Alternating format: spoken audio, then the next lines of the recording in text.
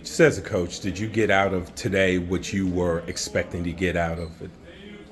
Yes and no.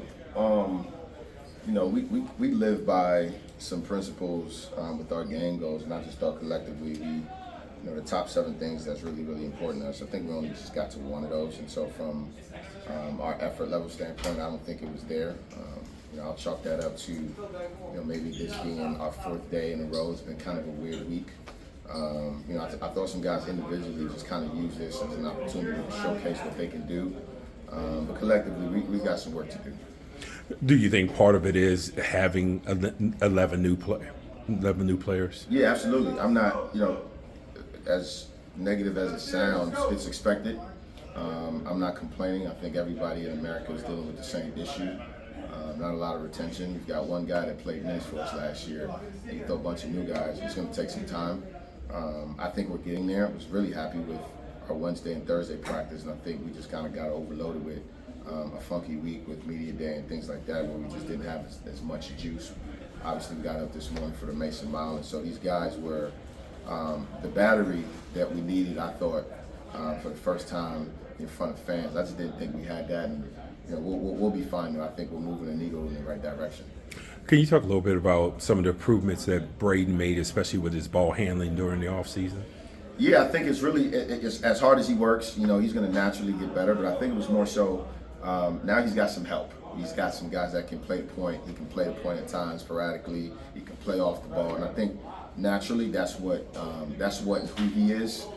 We put him in a tough spot last year where really he was a full-time point guard that had never played the point guard position. He's grown in that position, and I just think his comfortability level is just going to have him playing at the highest level for us this year. But he was great today.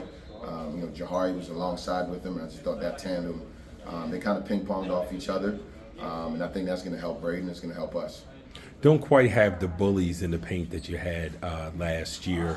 From a defensive concept perspective, can you still get to the things that you like to get to on that defensive end? Yeah, absolutely. I think that's probably my disappointment today, just because I expect some guys to be able to do some things with us.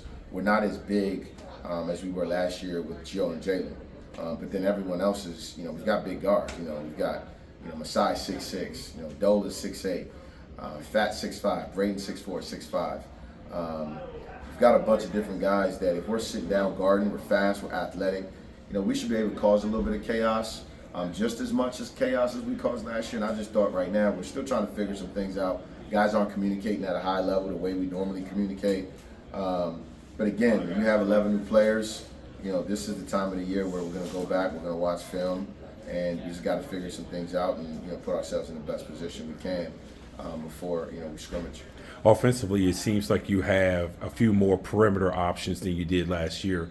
You talked earlier about guys almost playing collectively, playing on a string. How can you get to that point so you can weaponize some of the things that you have?